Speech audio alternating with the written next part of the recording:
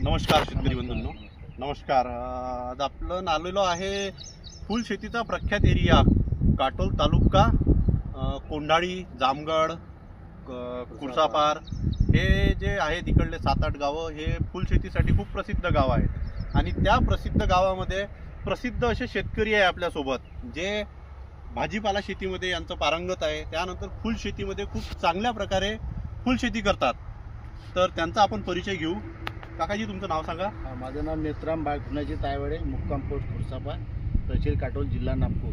बरं, तर हा काकाजीचा परिचय आहे, राहणार खुर्सापार. आणि तुम्ही यावर्षी जे आहे दरवर्षी तुम्ही फुल शेती करता. यावर्षी किती एकर फुल शेती आहे तुमची? माझ्यापाशी जवळपास 7 एकर शेती आहे, फुल शेती. 7 एकर फुल शेती आहे. त्यामध्ये पिवळा झेंडू आणि लाल झेंडू, जो नारंगी झेंडू असतो केसरी, तो आहे.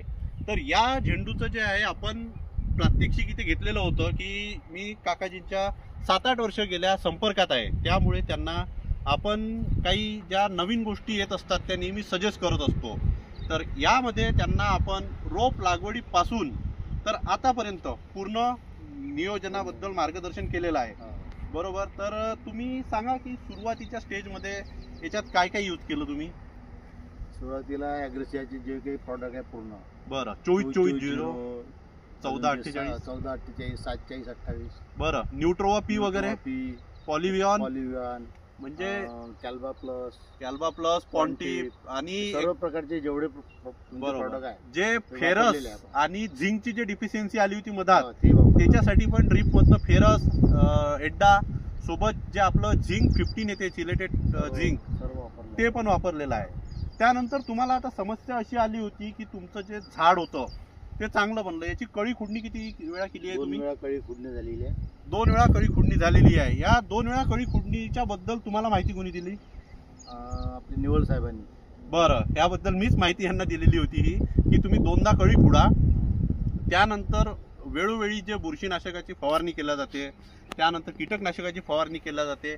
तर त्यामध्ये चर्चा करून नेहमी जे आहे तायवाडे काकाजी निर्णय घेतात. तर यामध्ये तुम्हाला असं एक जाणवत होतं की यामध्ये जे होतं कळ्यांचं प्रमाण कमी होतं, बरोबर, सुरुवातीला. आणि झाड आपल्याला बनलेलं आहे पण कळ्या येत नव्हत्या. त्यासाठी तुम्ही जे कॅल्बा प्लस आणि पॉन्टिप फवारणी केली, बरोबर. तर हे आता फवारणी करायला किती दिवस झाले? 8 दिवस झाले. बरं, 7 ते 8 दिवस झाले. त्याच्यामध्ये तुम्ही एक जो आहे 70-80 किलो माल विकलेला पण आहे, बरोबर. तर आता हे जे बघत आहे तुम्ही सर्व फुलं, यामध्ये तुम्हाला काय वाटते की कॅल्बा प्लस आणि पॉन्टिपचे रिझल्ट कसे आले? चांगले बेस्ट रिझल्ट आहे आणि कळी भरपूर आलेली आहे. भरपूर आलेली आहे. हे बघू शकता तुम्ही, थोडं जवळ घ्या. हे बघा, हे वगैरे चांगली आहे. छोटे पण कळी भरपूर आहे. त्यानंतर फुलं पण आहे, ही पण कळी आहे. आता ही काही फुलं जे आहे तोडायला रेडी आहे. आणि ही जी कळी येत आहे ही चांगली आहे. त्यानंतर जे फूल आहे तर बघा, एकदम असं कॉम्पॅक्ट फूल आहे, पाणी यामध्ये थांबत नाही. त्यानंतर मोस्ट ऑफ वेळा काय असते की फुलामध्ये इथनं हा कॅलस म्हणतात त्याला, हा क्रॅक होतो. याच्यामध्ये क्रॅकिंगचं प्रमाण आलं नाही, काहीच नाही, बरोबर. फुलाची क्वालिटी कशी आहे, म्हणजे तुम्ही समाधानकारक आहे? चांगली जबरदस्त क्वालिटी आहे. बरं, मार्केटला बी चांगली आहे. तुम्ही मागच्या वर्षी पण कॅल्बा प्लस आणि पॉन्टिपची फवारणी केली होती, बरोबर. तो अनुभव होताच तुम्हाला?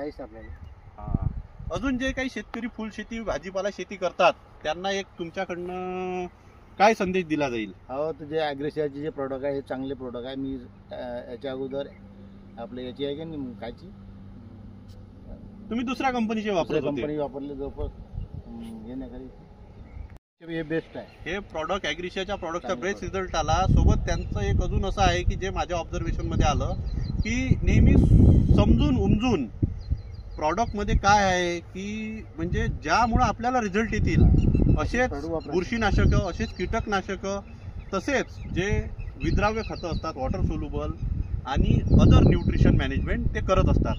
आणि या पद्धतीनं जर केलं तर शेतकरी शेती फायद्यात करू शकते, बरोबर.